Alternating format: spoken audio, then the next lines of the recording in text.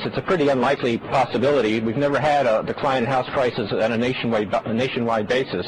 There's been nothing that was indicated that's wrong, with Fannie Mae. I've represented affordable housing organizations to build affordable housing. Mr. Chairman, we do not have a crisis at Freddie Mac, and in particular at Fannie Mae.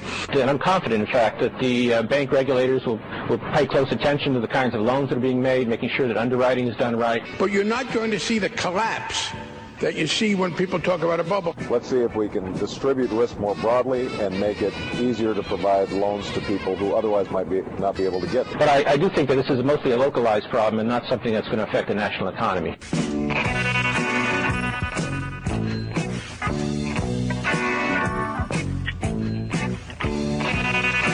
On the phone with us now is Jay Taylor. Jay Taylor is a hard money guy. Jay, the name of the website? JTaylorMedia.com is the best one, probably. All right. Well, it's always good to have Jay on. He and I are like-minded individuals. Started off life as a banker, did you not, up there in New York? Yes, I must confess that I did. And then from the banking, you got into the hard money. Yeah, actually, I started the banking. I mean, I'm old enough to have started banking as a credit analyst when actually banks looked at the borrowers to make sure, try to get a good sense of whether they could pay back. We actually did a fair amount of work in those days. We would actually, look at corporate balance sheets and income statements and visit the companies and learn to know about them individually, and go to credit committee, and lots of people would discuss whether or not we should lend the money to them.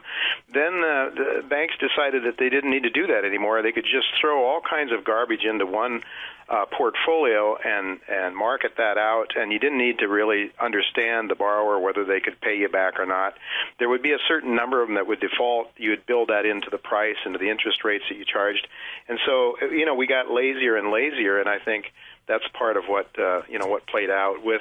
Add to that, then, a huge amount of money that was created out of nothing that Alan Greenspan pumped into the global economy. And then you had the recipe for the disaster that unfolded, and I thought it was really great. I was listening to some of those speeches made by prominent people on Capitol Hill, Bernanke and, various lawmakers, and each and every one of them, they were lying through their teeth, or they were just plain stupid. One of the two. They completely got it wrong, didn't they? They thought that they could have a great party and never have a hangover. Which one do you think it was? I mean, because, Bernanke, if you believe what he said, he was one of the last guys to realize first that we were in a housing bubble. In fact, the New York branch of the Federal Reserve had published a report almost on the eve of the collapse of the housing market saying we did not have a bubble. Yeah. Then when the bubble started to burst, Bernanke was denying that it was bursting. Then he denied that it would spread. And then he also had his famous proclamation, we've never had a decline in housing prices on a nationwide basis. Yeah. So, do you think he was deliberately lying, or he's just so unqualified he couldn't even be a banker? Couldn't even be a teller at a bank, let alone the head of the cartel? Well, probably a teller at the bank has more common sense than a lot of PhDs from fancy universities who are, I think, misguided in economics. They're taught Keynesian economics, which doesn't jive at all with Austrian economics, and I think that a lot of it is wishful thinking too. Probably, it's human nature to want to believe, to believe something's true that you want to believe is true, and so I think there's a lot of wishful thinking. But I honestly do believe it's just plain indoctrination in the universities. People that sort of observe how life works, not academically, but actually in real life, tend towards the Austrian School of Economics, which is really a free market economics school. And the Keynesians all believe that they believe and still do believe, or at least I'm not sure if they believe it, but they want to see government becoming more and more prominent. They think government has to create jobs that the free market can't work on its own. And the real truth is that the free market works more efficiently in allocating scarce resources than any committee sitting around some fancy table in Washington can allocate resources. And I think the other thing is that in life, in this four-dimensional world that we live in, there are limits. And and you can't just wish the limits away. In fact, the notion that you don't have to save for the future, that you can just really consume. In fact, Keynes hated the saver. He wanted to get rid of savers. And we're following Keynesian economics now, and we are getting rid of our capital. It was David Stockman that made a speech in New York, talked about after Mr. Bernanke's QE Infinite speech. It was the day after, actually, I heard him speak in New York. And he says, we are destroying capitalism from the inside out. That was David Stockman.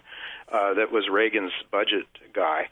No dummy for sure, but an Austrian school thinker. And, so I think the housing thing was something that these guys believed they could do. It was in the textbooks. Paul Samuelson told them they could do it. And so it was something people wanted to believe. The punch bowl kept getting bigger and bigger. And now I think, at some point, this whole thing's going to come tumbling down. Jay, I brought into the studio today to show to Joey a 1935 $1 silver certificate, an uncirculated silver certificate that clearly says on there that, the Treasury, they will pay on demand to the bearer of this note a silver dollar. So this was a contract that the government made when people accepted this money, and then in 1968 they said, oh, never mind. Yeah. I think this is just a classic example of other things like this that we will soon see. Yeah, and that was constitutional money up to that point. That's what the Constitution calls for, defines money as in a certain quantity of gold and silver. And so we've thrown that out, and I think that it's, I go back to the 1967 when I talked on your show about this before. Dr. Peyton Yoder, a history professor, was convinced there was a correlation between the work ethic and the morality of a society and the debasing of its currency. Well, if you start to tell people they can have something for nothing, they don't have to work for it, most people will take you up on that. And that's, I think, though, it's sort of inviting people into slavery without them understanding it. And certainly it's what happened. That's what's happening. People have gotten themselves into debt. They can't pay. We're seeing a decline in the middle class that is really, I think, accelerating.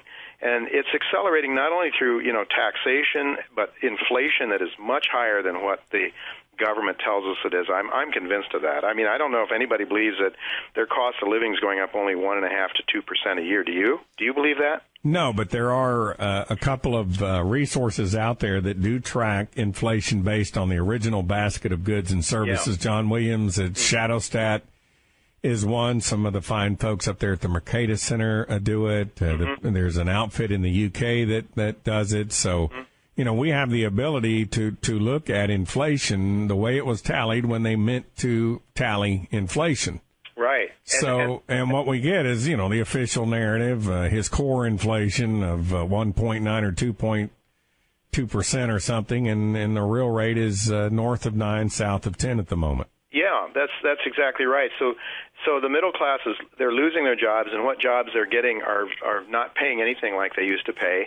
And then they have 8 or 10% of actual living cost rises. I know your health care goes up by that amount every year. Food costs go up, energy costs go up, educational costs go up, and almost everything you look at goes up. Auto costs go up too as you buy new cars, for sure.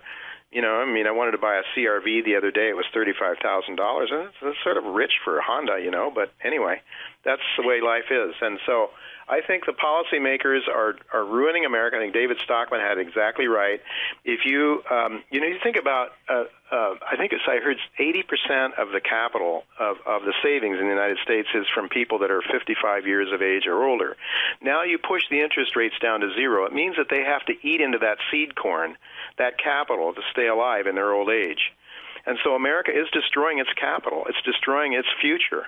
And the Keynesians don't recognize that. I mean, they think that you can dig a hole in the ground, fill it back up, and pay the guy to do it, and that's GDP, and that's really making life better. I mean, it's just nonsense. But this is what they're taught, and clearly, you can wage wars, you can do anything as long as the government is creating money out of nothing and printing and paying people.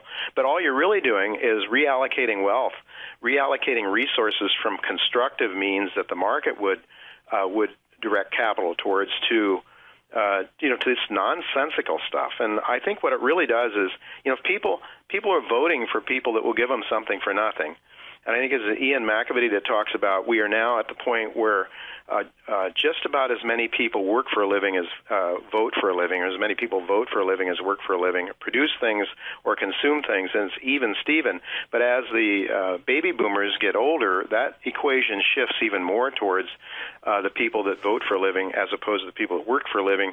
So what you're doing is really, and I think it's ignorance on the part of people, they don't understand, but everybody's trying to get their own.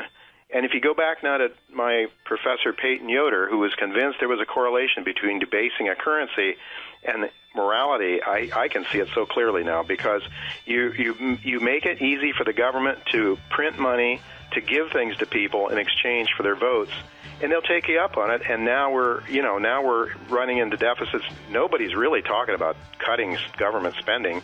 It's going the other direction. So I think we're in bad shape. I think the only thing people can do is try to protect themselves with gold and silver to protect their assets, because if they keep it in dollars, they're going to lose it. Jay, we got to go, buddy. Jay Taylor, ladies and gentlemen. Jay, it's always a pleasure. Thank you.